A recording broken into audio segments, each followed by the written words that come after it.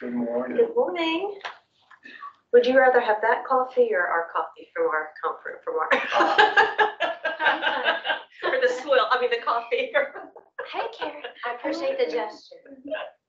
But no. That's a terrible. Thomas, we mute. Starbucks people.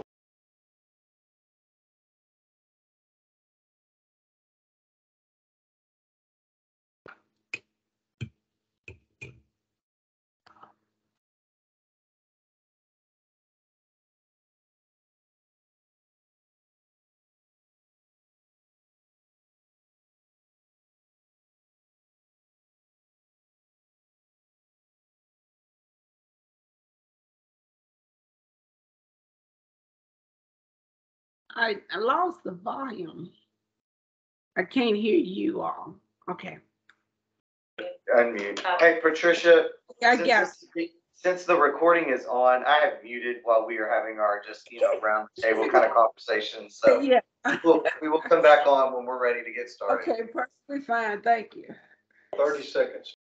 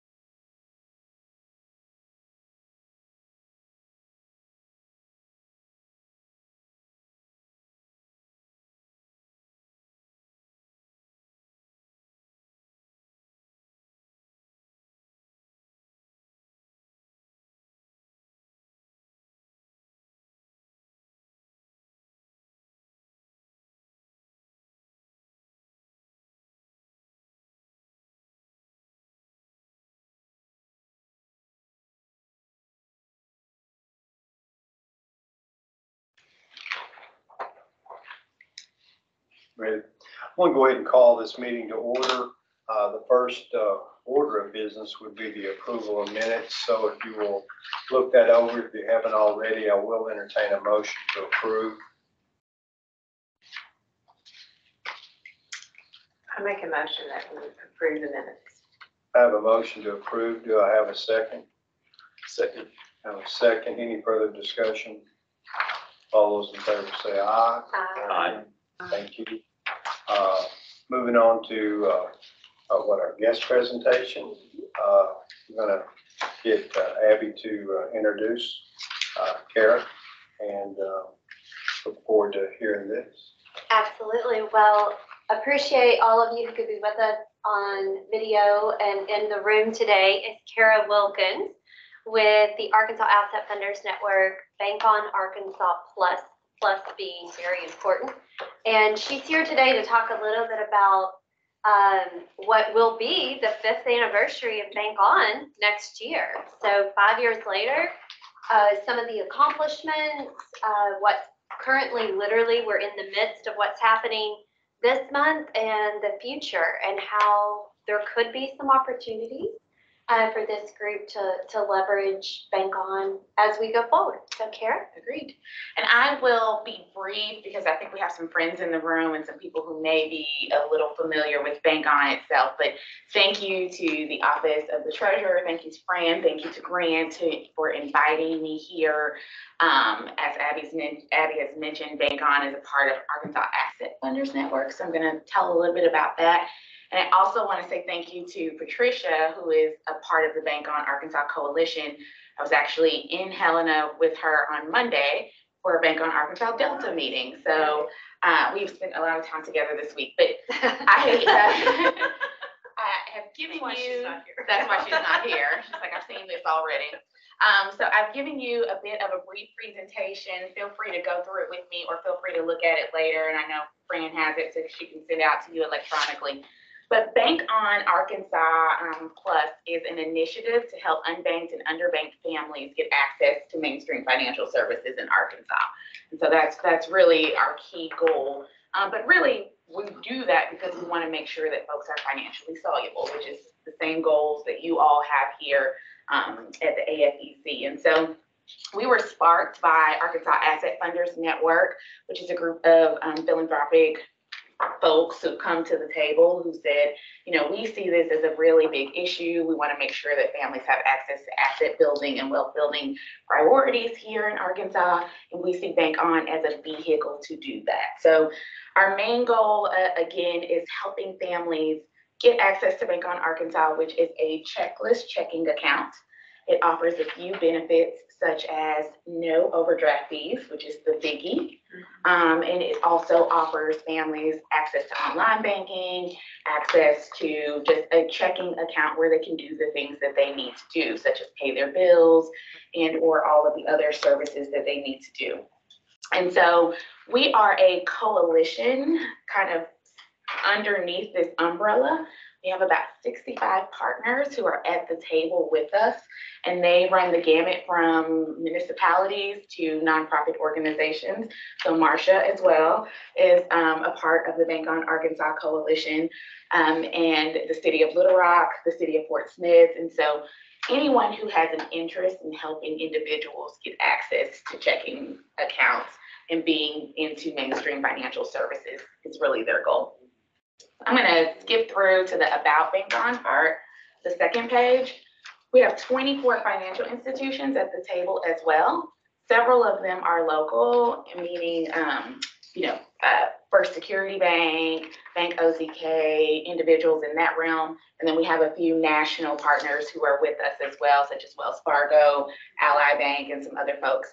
And to date, we've opened about 4,000 bank accounts. So 5 years, 4,000 accounts. We're really excited about that number. And we've done a myriad of other things. We see the bank account as a stepping stone to help families actually do their larger financial goals, whatever they are. And so we've built partnerships with various people from across the state to kind of help folks figure out, once you've gotten the bank account, what is the next step? How can we help you, achieve your additional financial goals? So I'm going to skip through to the like mentors or somebody who works with them. So that's a great question. Thank you, Fran. Well, when I get to the partnership piece, Yes. that will explain that. No, Yeah. that's a great question though. You're good. So I just really quickly want to note the unbanked and underbanked numbers. These are from the FDIC report that they do about unbanked and underbanked individuals every 2 years. I think the last one just came out in 2021. So about 7.1% of Arkansans are unbanked, meaning that they do not have access to a traditional financial institution. And so that is actually down though from 2017. So it's working, something's working. All the work that we're doing is working. And so, we're just gonna keep hammering at that number. And then obviously we have our underbanked folks, who are folks who may have a bank account, but it's not working for them. They think it is, but every month they're in overdraft or they're taking on enormous fees, and it's just really not the best solution for their financial picture right now. So we also work with those individuals as well. I know we got rid of payday lending, but we also know that those folks are still accessing some other alternative services that add costs onto their lives. So Kara, do you identify in this percentage, like which counties stand out? I have that Oh, that's kind of information. No, you're good. I don't have it on here, but I do have it. Can I link it to you guys? I think that would be interesting. We try to serve school districts, but it would be great to know which ones maybe need to be high priority for us. Exactly. And I think, Patricia, Monday, when we were in Helena, I think that they noted that like Chico County had the highest underbanked. Do you remember those counties? I recall it being Phillips and Lee. Phillips and Lee. And of course, Phillips definitely stood out to me. But I think I remember her saying Phillips and Lee were considered the most unbanked counties. But I will get that for you, Marcia, in terms of the numbers.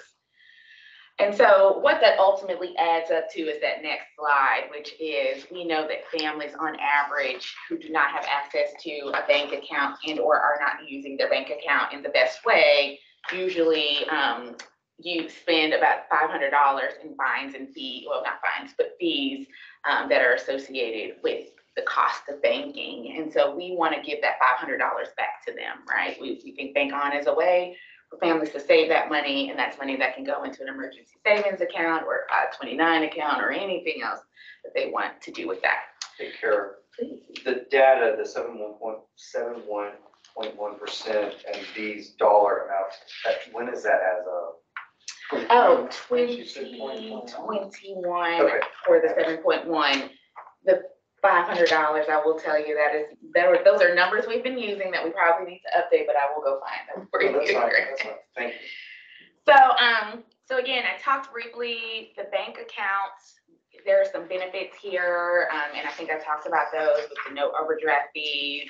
Like I said, they get a debit card, they get free online banking, which is something that I'm going to talk to you guys about here in a moment in terms of broadband access. And so those are the benefits of Bank On. And the other thing is all of the banks, the financial institutions, have to meet the same requirements across the board with these certified Bank On accounts. So you can walk into Bank OZK, you can walk into a Bank of America, you can walk into First Security Bank, and if you ask for their certified Bank On product, it's going to have the same standards, so they can't change anything, which is the good thing because it helps them to make a more kind of solid product. It also helps the banks to say, okay, well, we're willing to do this because we see that our other banking partners are doing it. Yeah. So partnerships is where I am now. And so the biggest thing, to your point, Fran, you asked about mentorships. So what we do and the way that we work is we work through our coalition partners, and we develop relationships with them who sort of serve as mentors to help community individuals and community partners decide they want to open a Bank On account. So our research has shown us that putting up flyers and putting up posters isn't really necessarily the way to get people to sign up for these accounts.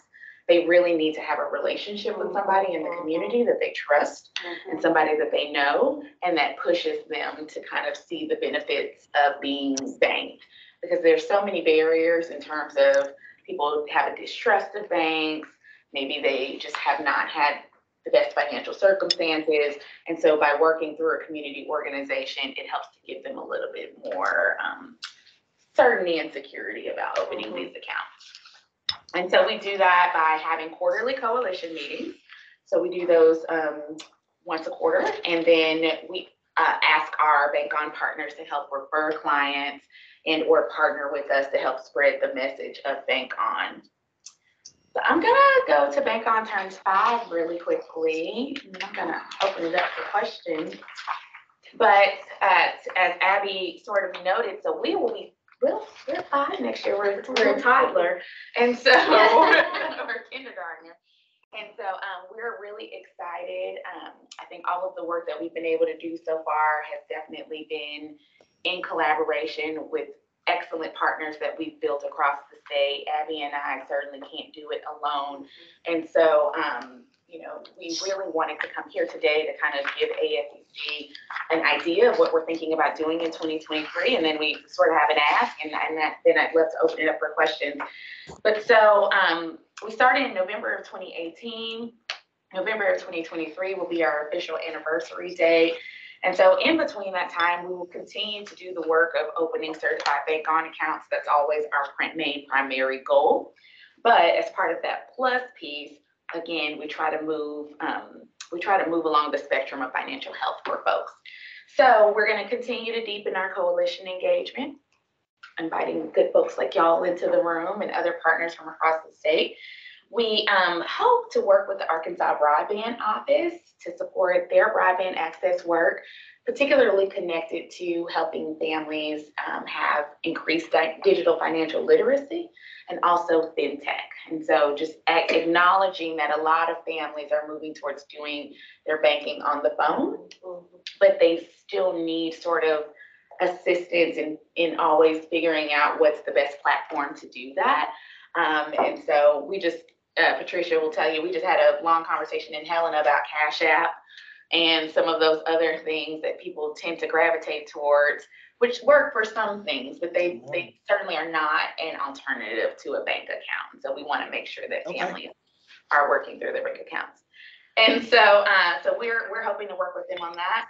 And then we've been doing work over the past 2 years since the pandemic, really on figuring out how can we help increase access to capital, particularly for entrepreneurs, but particularly for women and women of color. And so we've been working with the financial institutions to try to figure out what are some of the hurdles there and how can we help move that forward so that entrepreneurs are able to go into banks and get the capital that they need in order to run their We business. did get signature loans. I'll have to call the board to get it approved, but I mean, it shouldn't take very long. I don't think Steve's on here. No, Yeah. it's all good. It's all good. No. And then again, we'll have an in-person anniversary event in November, so we're really excited about that, and would obviously invite the treasurer's office to come. So we will be updating you all on that. So our ask for today, and this is certainly just an ask, you guys can talk about it, while I'm here or while I'm gone, but we really, with the inception of the AFEC in the last legislative session and us going into 2023, we really thought this might be a great time to kind of maybe co-host a financial policy event for some of our local legislators and key ALIS champions, folks who are connected to us in working on ALIS priorities in helping families become banked. And so, just wanted to throw that out there. If you guys were planning something already for 2023, we'd be happy to just join in with you. But if not, we'd be happy to kind of take the lead and invite you in with us. So that's sort of my ask for today. But other than that, I'm done. I'm sure. I know you got things to do. Well, let me just make this comment. Certainly, Fran, be but my whole 8 years,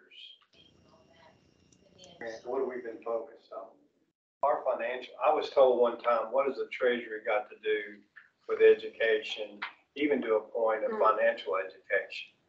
And I was criticized for implementing some things that have turned out to be wonderful things. So this is nothing new to me or to the Treasury. In fact, speaking of unbanked, underbanked, whatever, our Smart Women, Smart Money conferences, which you may or may not be aware. Yep. We've had 3 successful events there. Are reaching out even to our students. What was the grant? What was the number? 50,000. How many students have been?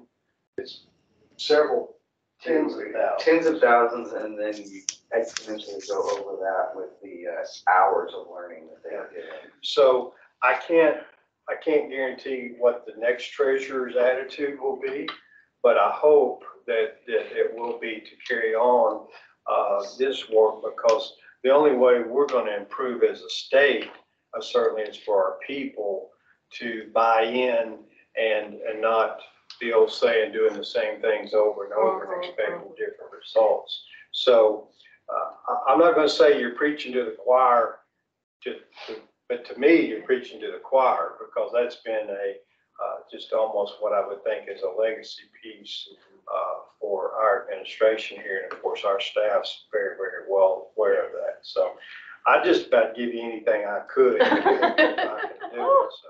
You got the key. I know. And, you know, one of our primary mission, in fact, it's in our mission statement, is that the idea of breaking, you know, to kind of look at generational expectations and see if just because that may be how your parents did it or grandparents, that there's a different way. Well, you know, Fran, that's a great comment too, but even kind of referring back to our, when I started, the Arkansas 529 program had 568 million under asset management. We're well over 1.2 billion. All right, so that came from Arkansans. That came from Arkansans buying into our statement about education. Now, the governor and I have had this conversation a number of times. You know, we've got companies that want to locate here, but we have to have a competent human resources entity to offer. Otherwise, they just fly right over us. Yep. And I feel like, and let me add this, probably the technical side of what we've added to the 529 and being able to help finance welders, plumbers, people in the technical trades has been tremendous. And not everybody is set up or designed to want to sit behind a computer or whatever, and thank goodness for that. So again, a lot of the proof is in the pudding. Our actions have spoken louder than words, and we've been one of the most prolific 529 programs percentage-wise in the country. First state to come up with an app, a 529 app. You keep talking about technology. You know, again, I guess it sounds like I'm bragging, but my daughter says it ain't bragging, it's true. They are facts. So there you go there. That's all I have. Yeah. Any other questions?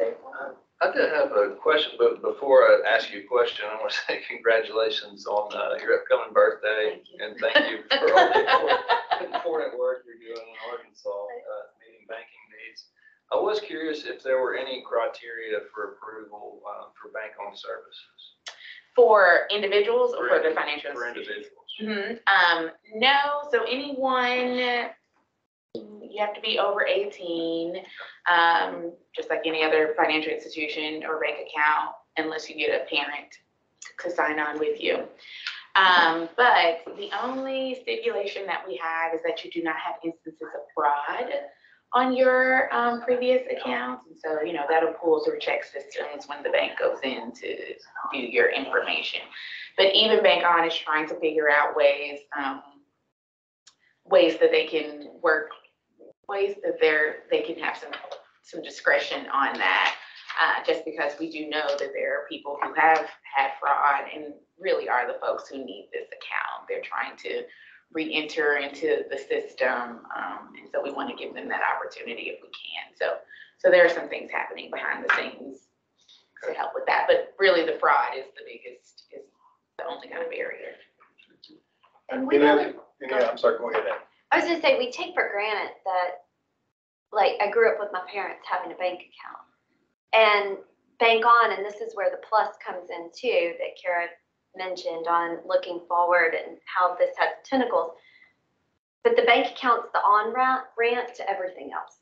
That if you don't have this, and I'll just underscore, I think there's huge potential with Glenn Howie and the new broadband office in the truckloads of money coming to Arkansas around broadband for how do we think about a dynamic partnership where broadband access and fintech and financial education go hand in hand. Like, I think that could be a star in Arkansas's cap to think creatively about that, because I don't know how many other states are. And I mean, we have a few other coalitions around the country that are starting. I think New Hampshire might be one where they're thinking about it. And so there's some places where we could leverage and learn about, well, what should our ask be? Excellent comment. Mhm. Any other questions of Kara? Kara, thank you so very much. I appreciate you She's guys. heading to her next meeting. Hi, Oh, we have a question. Johnny has a question. Sorry, hey, Dennis, sorry, I couldn't get my mic unmuted quick enough. And I apologize for being late and missed the first part of the presentation, but this is very $100 fine. yeah, very closely related to partnership that we have with the Women's Foundation of Arkansas and their Save 10. I'm sure you're familiar with are you connected or working with them on some of these projects? We are. So the Women's Foundation is actually a member of Arkansas AFN, and I work with them as a consultant. So yes, we're connected. And so to me, this is a good next step too, because we're really focusing with the department on working with the Save 10 to reach out to teachers. And, you know, because while teachers we have a great retirement system in Arkansas, but for a lot of our teachers, that's the only savings that they may have. And so, you know, and then trying to connect that to the unbanked and teaching kids that, hey, Cash App isn't the best way to do some of this work. And for your long-term future and benefit, you know, really understanding banking system, how it works and all the elements of that. So if there's a way that we can be more engaged through the department and connection with teachers and students, would be happy to connect with you later and see where we can work together on some things. Perfect. I thank you for that. And yes, I've been keeping up with the Save 10. I know you guys are doing the college tour here in a moment. And I know that you did the teachers tour a few months ago, talking to some of the teachers across the state. So yes, that's exciting. I have a quick follow-up question. Johnny, does the State Department require direct deposit for state employees? Well, we fall under whatever the state guidelines are. I think we're all state or all direct deposit now. Yeah, every new state hire does have to be on direct deposit. There were some that were grandfathered in. Got it. I can't remember how far back that goes, but yeah, every new employee now is on. I mention it because Bank On can be an opportunity to be promoted through that, because it's a cost savings for an employer to do direct deposit. And for those who may need payroll cards because of issues, because I know there can be exceptions, it's an opportunity. So thinking about from state employees as well as benefit programs that are administered through departments. Yeah, I think most of our school districts are also have also moved that direction. There may be a few holdouts, but I'm pretty sure there's a model policy through the School Boards Association. I know, you know, that's something that for the districts that we're more directly working with, and we've updated that in the past to make sure everyone was on direct deposit. So I think that's pretty embedded now in the way we do business. Any other questions? I have just one quick question to Kara. Have you all thought about any specific initiative that you would like to see the AFEC work with you on? Or is it just a general partnership? Yeah, I mean, I agree with Abby. I'm excited to see where maybe there's a connection between financial education, broadband, and Bank On, and how that kind of trifecta could work together. I know that you guys just recently, you know, released and finalized your website for AFEC, and so we've been promoting that on our Bank On page. I think one of the things, you know, we had kind of talked about was Bank On is wonderful, but we're not a hub for all of financial services, financial information in Arkansas. Yeah, we're not built up to be that way. I mean, we have a lot of resources, but we're really wanting to help people once they're ready to get into the bank account. I do think that AFEC is primed to be sort of the, I guess, welcome mat, we would call it, for anybody, organizations, individuals who want to know what is their first step, how do they get started, how are they getting themselves back reconnected with financial priorities. So we'd love to continue that conversation as you guys continue to think about what your next step is going to be as well. Well, my mother-in-law, my dear past mother-in-law, had a comment, many hands make light work. And so by your comments there, by all of us engaging, then we can create something that can't be stopped. Mhm. All right, well, are we, okay, thank you again, Karen, very, very much. Thank you. Get on to another meeting, all Here's right? one more question, Karen. Oh, I'm sorry. If you're, yeah, I apologize, Karen, if you're looking for more financial institutions to partner with, we're certainly interested at Alcoa Community Federal Credit Union in Benton. Yes, I will definitely be sending you an email. Yeah, we're always All right. looking for that. Thank you very much for that offer. Thank Sure. you, yeah. So, again, moving on. Just one discussion thing before we moved on. There was a specific ask in the presentation, so I did want to follow up on that, just because it would take a little bit of planning and kind of road mapping if the commission wants to go that path. And that is the proposal to host a policy event with Bank On in the new year. And my thought would be that it would be mapped out to where, you know, each of you kind of got to, Marcia, you would be able to kind of have the K through 12 space and really highlight financial policy that's going on and have the conversation there.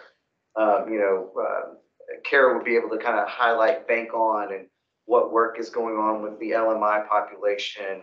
And we could bring in some other speakers to kind of round out a panel to talk about the various, higher ed policies and those kind of things. So if that is something that you all are willing to do, I just would like to get permission to either start road mapping that out, start outlining that out so that the next administration at least has some work done for them in advance, and the commission can still kind of keep rolling on with that. I just need some guidance from you all on what you would like us to do. We can pause and let the new folks come and take it over, or whatever y'all want to do. I just wanted to circle that before we moved on. I think it's a great idea. I don't think I'll be served. I think my term will be up, although I'm happy to help make it happen. But I think it's a great move. Yeah, I agree. I think it's a, gesture of good faith to the next administration, to at least lay the groundwork for that and to have a plan for the future as well. But we don't have any reason to believe that whoever the next treasurer, administrator, whatever, it would push back. It's just also, remember, they're taking on, it's all new to them. I mean, they're taking on investments. They're taking on, they're going to be swamped for a period of time. So it may be where y'all's leadership kind of helps to guide tremendously the actions of the new treasurer. Which is why I think you were trying to kind of get the conversation started. So if there was interest from the commission, then So we what could at input would least- you want? You want it from this meeting, or do you want? No, I got the answer I need. As long as there's not an objection with us moving I forward. think we need to make an official motion or something. Or no? It has to be official. It's I don't not really think that- voting no, on it yeah, I don't- at this moment, but The only caveat would be ideally if it's legislative, if the legislators are in audience while they're in town for session, but I don't think this has immediate policy implications, so I don't think it should be on the early side, but maybe a March where they're in the middle of their work. That might actually be better. I And it wondered would if there give- was a better time frame to look at having something on. Yeah, but once they leave, it's a lot harder to get them back. Mhm. And outside of Central Arkansas, there's a lot to be said for, as you were pointing out, the statistics across the state. So really having them captured here in a midweek opportunity would be a good idea. Okay. But going back to Marcia's question, we would need a formal motion to agree to co-host the event. That's what got it. Yes, thank you for asking that. The more I thought about it, we do need a motion to actually co-host the event. So hearing that, then I would entertain a motion to Co-host the event. to co-host the event as instructed. So do I have a motion? I'll make the motion. I have a motion to approve. Do I have a second? Second. I have a second. Any further discussion or direction? All those in favor say aye. Aye. Approved. Thank you very much. Are we done with that? Yep. Go to Fran. All right. Just a few things to update the group on. We are winding down our financial education series with the Central Arkansas Library System. We had our September session with Steve Carnes and John Hurst, who did buying versus renting. We had 21 viewers, which again, that's live viewers. I mean, the traditionally people have gone back and looked because you can see how many views they've had. The October one, I was very disappointed because Lee Watson with Forge Institute is just a rock star. And for whatever reason, we only had like 4 viewers. Now, again, I haven't looked at the Central Arkansas Library's YouTube page to see how many people may have looked at it after the fact, but it was on identity theft, and it was just really, really good. So the last one is coming up. In fact, it's in your packet. I just put the poster in there just so you have it. Is unfortunately, it's falling on election night. Oh, wow. So with, it's like, Yeah, we need people to vote. So I've reached out to Sarah Catherine Gutierrez, who is a phenomenal presenter on finances. And she is going to pre-record her session, and then I'll record my intro. We'll kind of package it like it's a live thing.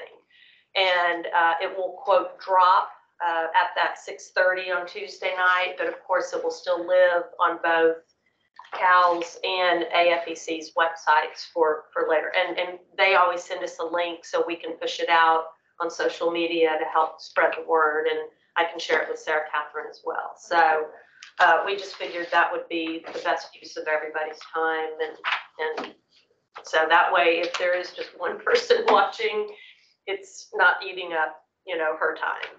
So, and we don't so once this is over, something that we'll have to discuss looking on down the road is and we can talk about this when we're talking about our goals and objectives, but there is an idea that we're kind of floating around as far as a way to continue this, but maybe make it bigger.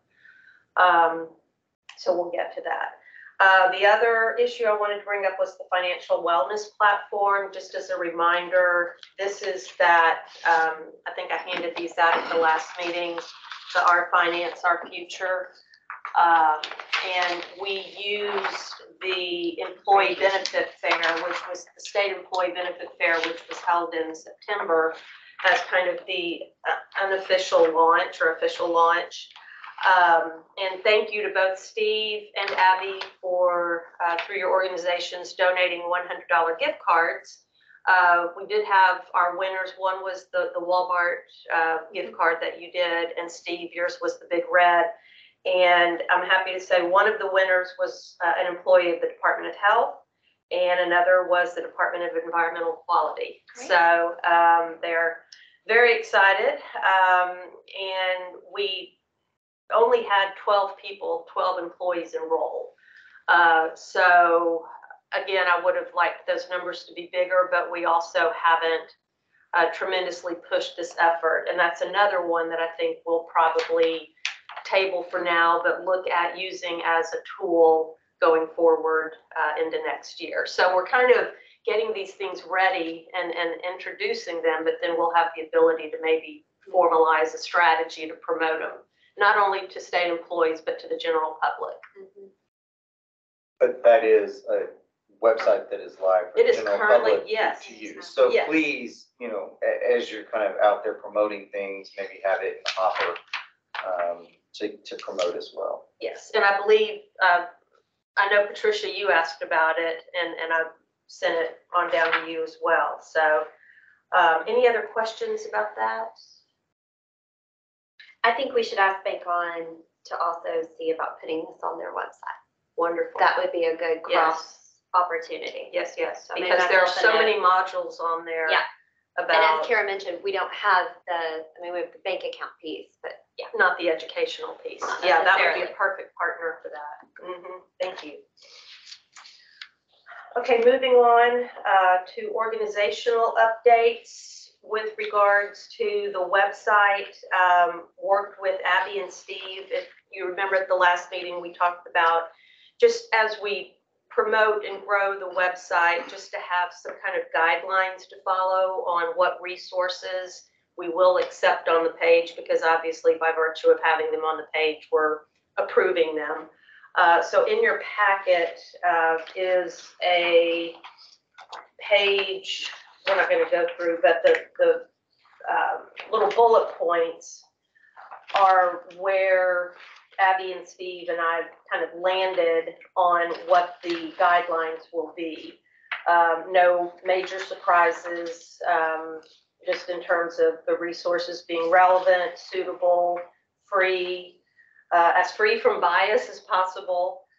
So it's this page, this page right here. It can't be a site whose intent is to sell a product or a service. No payment must be required for the site, and the resource link must be direct to that last one is just to make sure we're connecting it to the right person and not somewhere else. do we need a motion to approve? Okay. So with that, do I do that or do you do that? So as presented, I'll give you just another minute or two to read over, just because you probably are just seeing this for the first time. But we do need a motion to approve these from the full board as recommended.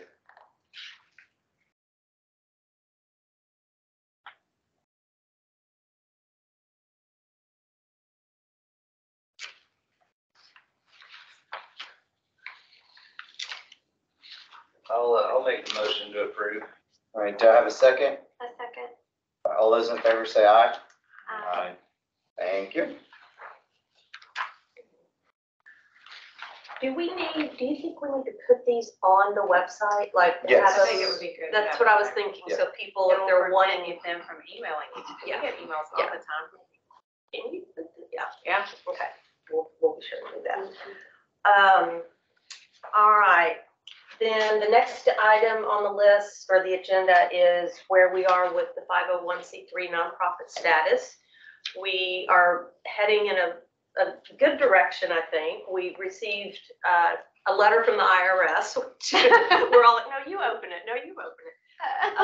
But bottom line was there was one document that we didn't, it was our articles of incorporation. We sent them the certificate, but they also needed the application from when we applied for the articles of incorporation. So we got those out yesterday, confirmed that they arrived, had a direct contact with somebody who assured us they got them. So fingers crossed, we're hoping to hear by January. Okay. If we've gotten our nonprofit status. And then of course that opens up the door for a lot of other conversations. And especially if we're gonna start looking at maybe doing something with Bank On or that event. And so I'm keeping my fingers crossed that will work out. Any questions about that? Thank you. Yeah, second that. Yeah. Yeah. That's moving pretty quickly. For as far the as IRS, things go. yeah. Well, We were That's glad a it good was timeline. the minimal Yeah. request that we needed to find. It's one thing. It was that we counted that as a I would success. too. but of course, it took like us plus our in-house counsel to like read what they were, and go, oh, all they need is this. I mean, it was like a 3-page letter. We're like, oh, it's this. So, yeah, it took us a while to like come down, but yeah, it was good. Then the last thing I wanted to draw your attention to was the goals and tactics page. Duncan and Campbell and Abby and I sat down. So for a refresher, the goals, which are listed on the left-hand column, are what have been approved by the board or the commission. And then what we did was had a brainstorming session to kind of talk through what are some ways, some of them short-term, some of them a few years in the future perhaps, but at least some tangible tactics that we could work toward to try to fulfill some of these goals. So I'm not going to go over all these. I will please ask each of you to read them. I want to circle back to a couple comments I made at the beginning. The very first one actually about the library. I think what I'd like to propose for our next meeting is to, or maybe even have a subgroup to explore because I think the idea of these webinars is really good. I think it's just the execution, and the library's been a great partner, but I also think there's some limitations, especially since we're a statewide organization. So I don't know if there are other, we actually did get a phone call from the Jonesboro Library asking us, they had called the CALs and CALs sent them to us wanting to replicate a similar program. So I didn't know if there might be some overarching, Arkansas Library Association that we could consider trying to partner with, or. Fran, there is. Okay. And they were the Rockstar Census Outreach Partner Okay. for Arkansas AFN. Okay. And I mean, they are incredibly organized. They are incredibly strategic. Okay. They can target, to your point earlier, like if there are certain counties that they don't want to do it statewide. And so thinking about hand delivering content that's pre-recorded, assessed, that they can then think through customization around the right kind of outreach. Well, or we could even still perhaps do some of them live, because there have been some good Q&As during the live ones. And that's the unfortunate thing, especially with Sarah Catherine, that we won't have on, but she'll have her contact But I can information. make an introduction, and it would be worth an exploration to figure out what would work for them, what would they need, what would a partnership look like. Okay. But they're fantastic. When Jonesboro called, I just thought, okay, this has some implications. So. Well, and it's one thing, I think, with the technology and the advances post-COVID that the office has made, there is the capability to do a lot of those Zoom webinar type things on our own and then distribute out via this platform or something along those lines. So I would just not want to limit our thinking in that we would need to utilize a library to host and do. Looking at like a UALR or ASU or somebody, they've got a mass communications, departments or journalism departments. Maybe they're the ones that actually film and host. And, I think the idea is really solid. I think we've seen that it is valuable to those that participate. I think we're just now at the point of, let's really rethink it a little bit to where we get a bigger bang, and honestly, that it's not as a heavy lift on the presenter or the office or this commission and that it's not necessarily audience required. You know, because I know Fran gets disappointed when she hears 4 or 20 or whatever. I mean, to me, 1 is a success. But I do, with what is being invested, I do want to make sure that we're getting the appropriate return on that. I'm thinking about distribution lists. Yeah. So those local libraries are sitting on distribution lists. So they, not in-person event per se, but they can be pushing out content to their local communities, and they're a And their social trusted media. source. And Yeah. their So they're websites. the posters and the advertisement and the Mhm, trusted local voice that is hitting really a family, right? Because most people are connected to a library often because of their kids. Right, right. And so just thinking about them as a distribution mechanism. Okay.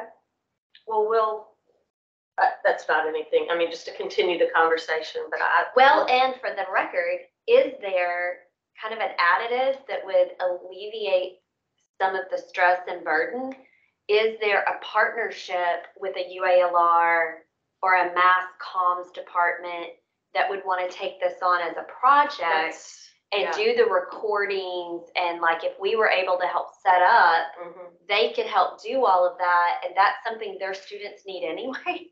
Right. And it could be a partnership with the commission to organize the content and do a professional ish job, right? Maybe, I don't know, maybe we don't even have to think college. Maybe, Johnny, I don't know if any of, the school districts, I know a lot of them, like STEM schools, have incredible multimedia, departments, that this could be something they might want to take on, so. Well, and it could be something that East Initiative takes on. A lot of things that happen in the schools are driven by kids with the technology through the East program. Okay, well, I'll kind of follow after the first of the year, follow back up with you, and we'll maybe get some other folks to join us and just kind of explore what is out there. Okay. All right. So yeah, if you all wouldn't mind taking a look at these, and then either email me or we can discuss them at the next meeting. And the only other item I had was in the last thing in your packet is the latest, and I believe our very first meeting, I brought you the 2021 results of this. So these are the 2022 results of financial literacy among U.S. adults. And bottom line is the needle hasn't moved much, no major surprise there. I put the press release, so you just kind of had the high points, but then if you wanted to see the entire report, it's at the back of your packet. The only couple of things that I found of interest were that more adults, so overall, adults could only answer about 3,500 respondents to the survey.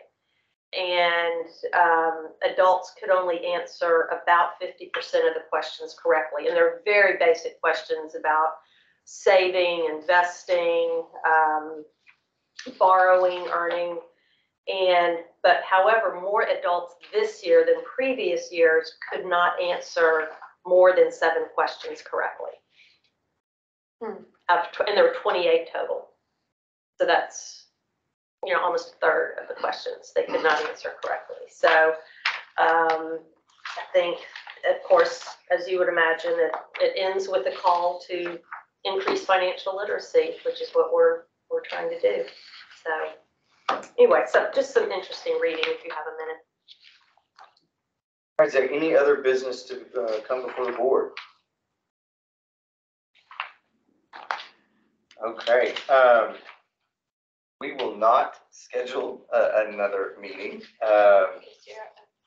just because we're in the final days. So as we kind of get through the election, I know I'm handling the transition for the treasurer.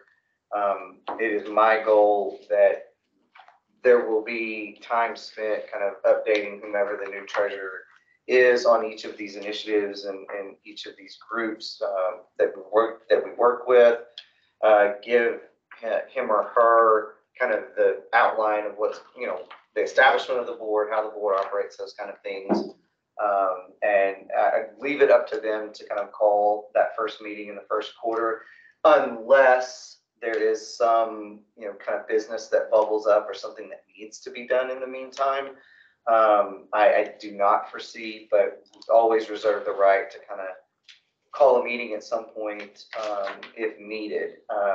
But with that, I think we stand adjourned, and I appreciate your service and your dedication to this and assisting Treasurer Milligan in our office in establishing this.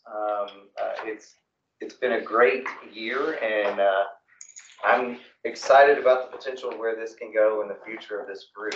I think there's a lot of talent around the table and a lot of solid leaders around the table that can really make a generational change that we're all trying to do. I have a question. My year will be up, so you'll have to find the other at-large person. I don't So that remember. would be one of So- yours. With that, we stand adjourned. If there is no other business, we'll go ahead and close the link. But thank you all very much. Everybody. Let's you and I. Thank you all very much.